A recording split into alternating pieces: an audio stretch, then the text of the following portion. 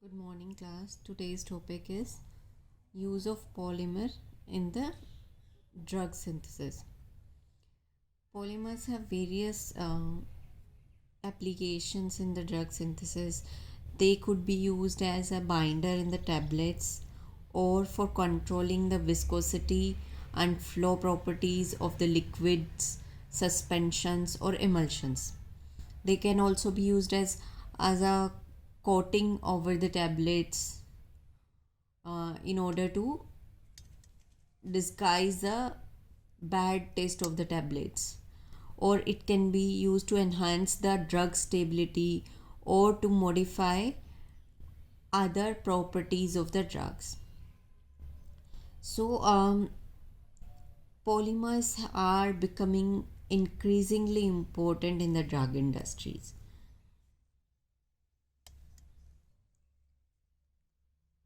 What happens in case of drugs less which have less half lifetime? Those drugs decompose quickly in the body, and in order to maintain a required amount in the body, the drug needs to be administered after a very small interval of time. So in cases of those drugs, polymers come as a rescue.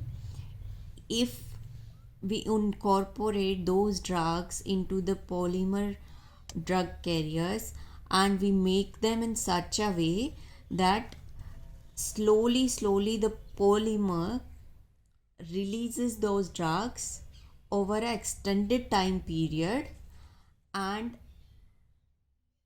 a adequate quantity of drug concentration remains in the body over a desired time period. So their polymers have very much uh, useful application. For example, if we talk about cancer drugs have adverse effect on the body, and if we give them repeatedly over a short interval of time, one thing is they could be toxic for the healthy cells, so we cannot increase the amount, and repeatedly giving them is also uh, not very good option. So in order to maintain a non-toxic value of non-toxic concentration of those drug in the body, if those are incorporated into a drug delivery vessel that could release those drug into smaller quantity, it is a better option. Also, if we could develop such a delivery system that it only deliver the drug to the affected area and not to the healthy cells, then nothing could be better than that. So the two application, one is release of drug slowly over an extended time period. uh, this is we can say sustained delivery of drug. And second, which I said, is if the drug is only delivered to the affected area and it is not impacting the healthy cells, then that kind of delivery of drugs is called targeted delivery of drug, or you can also say localized delivery of drug. So polymers can have these type of applications in the drug delivery systems. So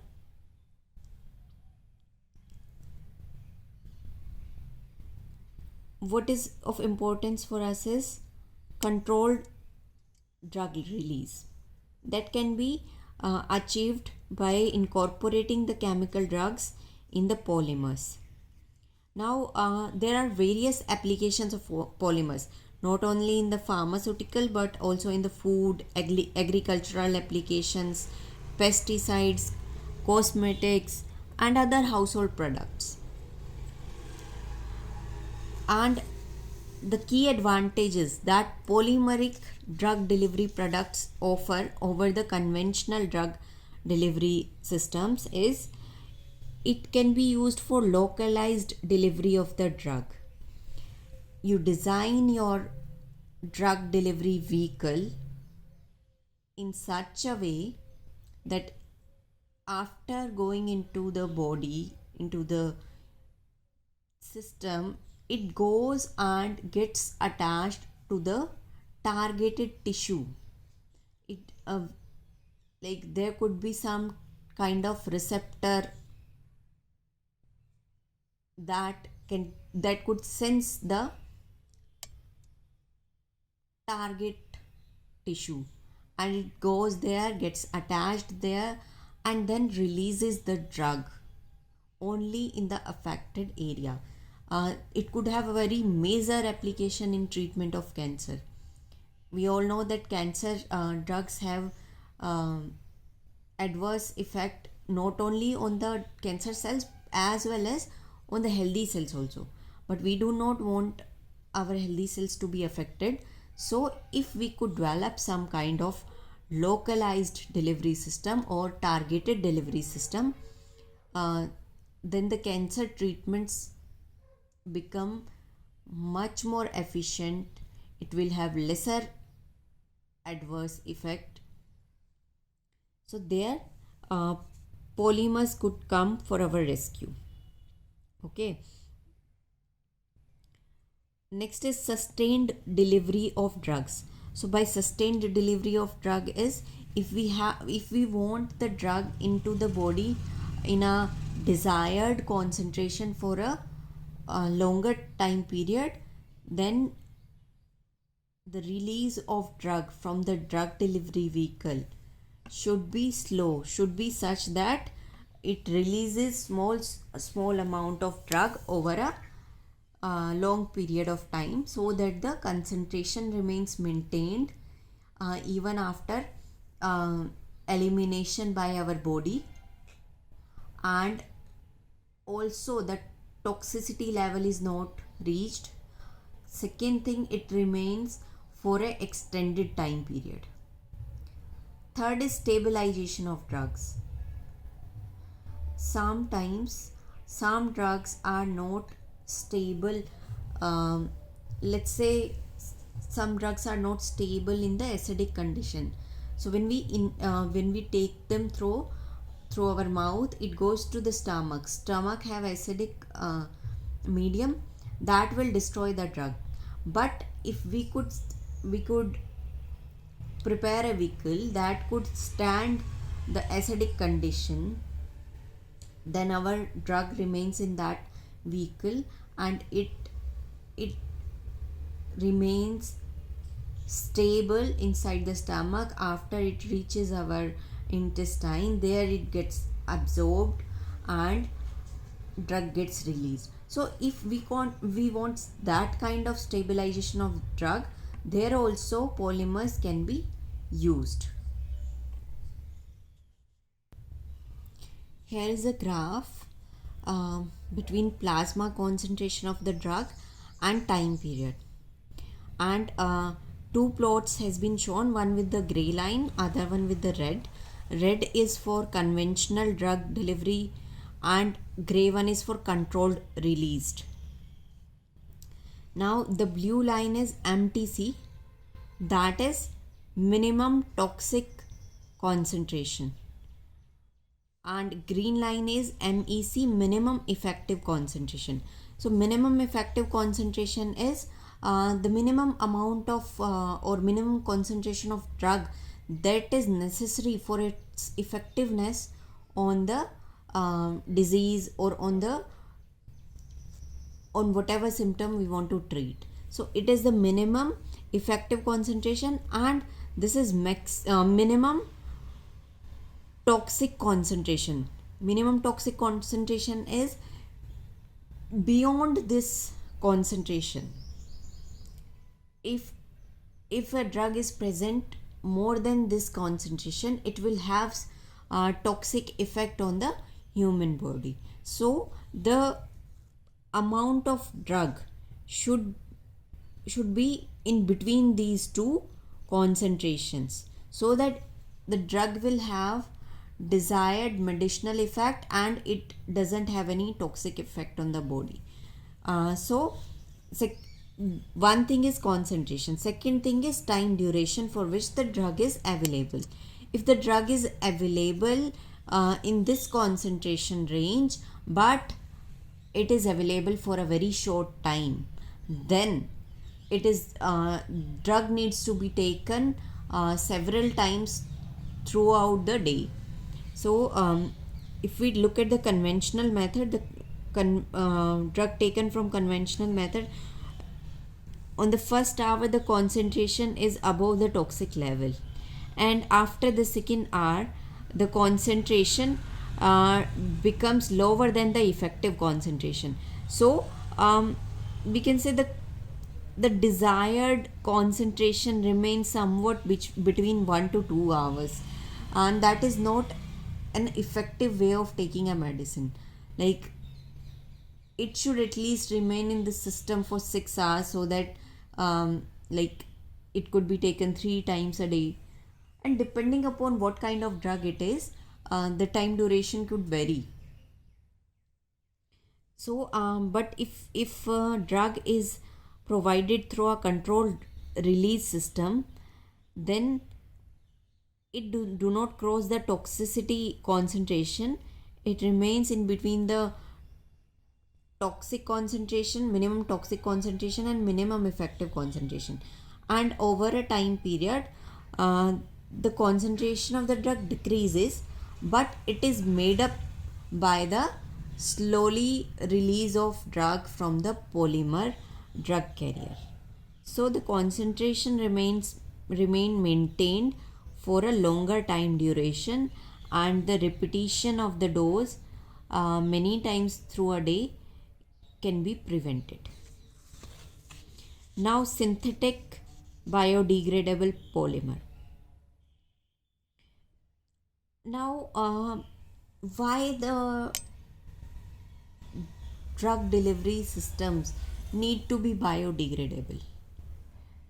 The answer is very simple. We do not want the polymers to accumulate in our body and then have any other toxic effect of theirs because of their higher concentration. So we want something that gets either biodegradable and it changes into a form that can be eliminated by our body, or that could be digested out by our body.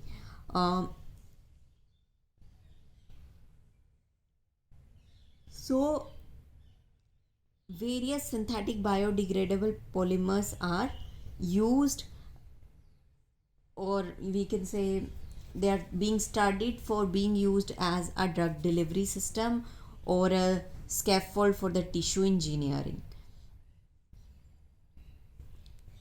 Now these have helped in growth of various technology in the modern medicine, and where they can be used, like when we do sutures, टाँके लगाते हैं, that time if we have something that we are stitching internally inside our body, so and if the sutures are biodegradable, they will decompose over time when the injury is healed.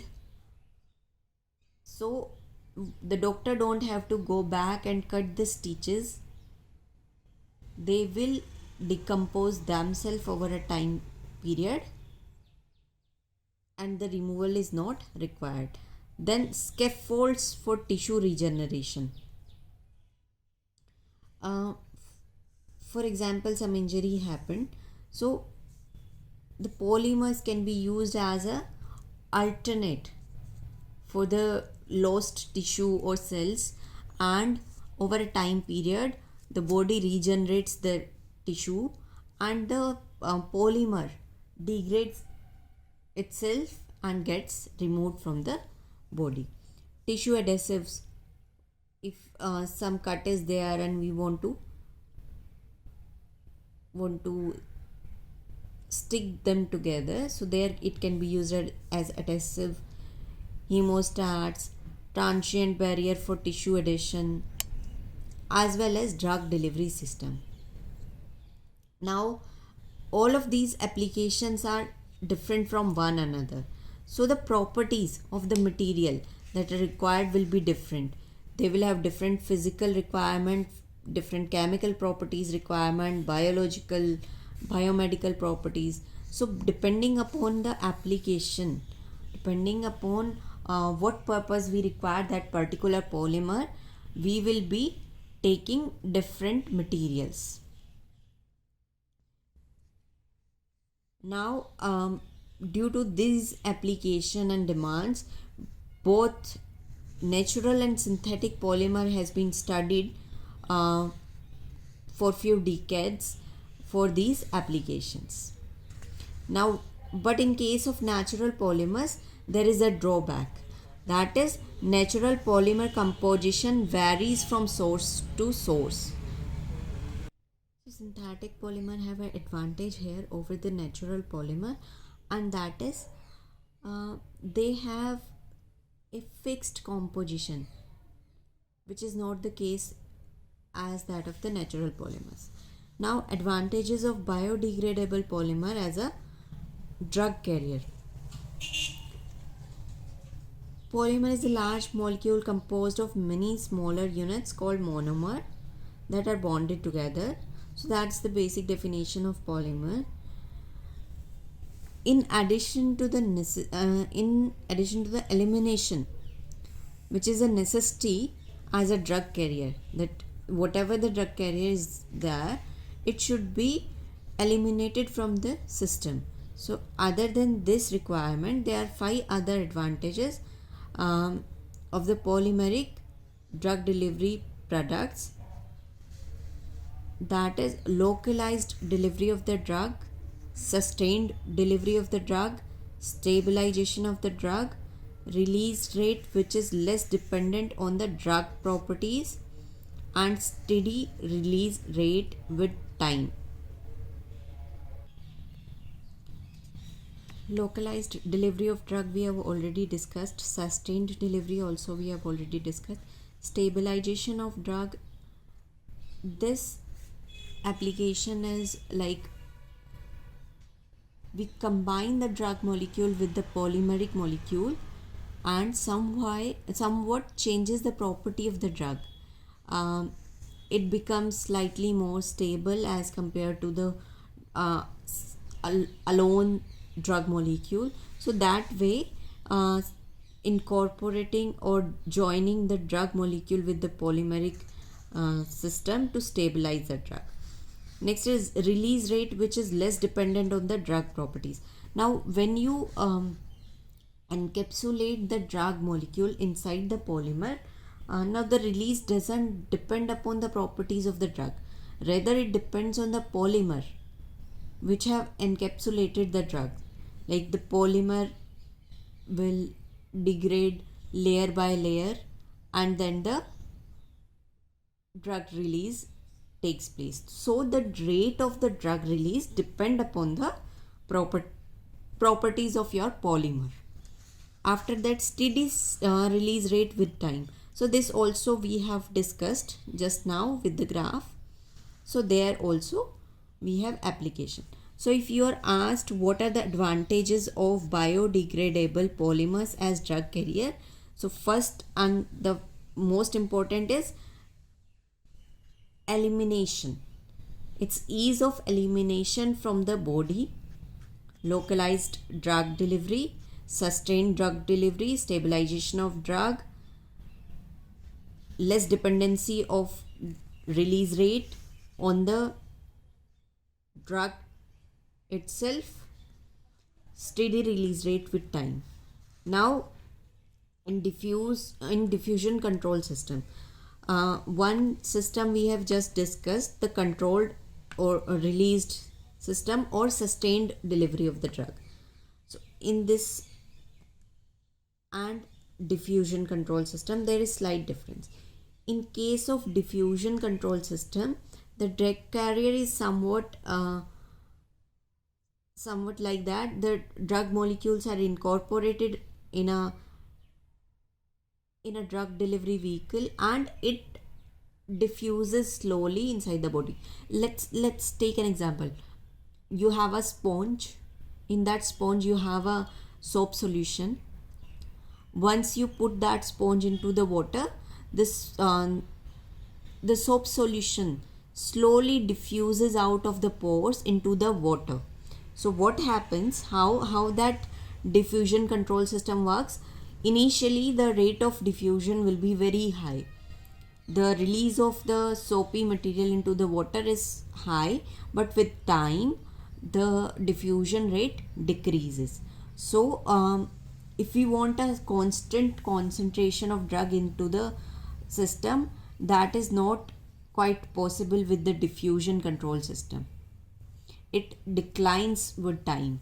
But in case of the biodegradable system, we could get a constant release. What will happen?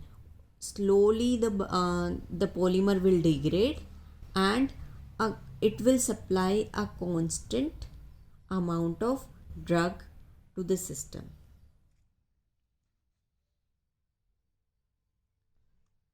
So that is the those are the advantage of biodegradable polymer as a drug carrier.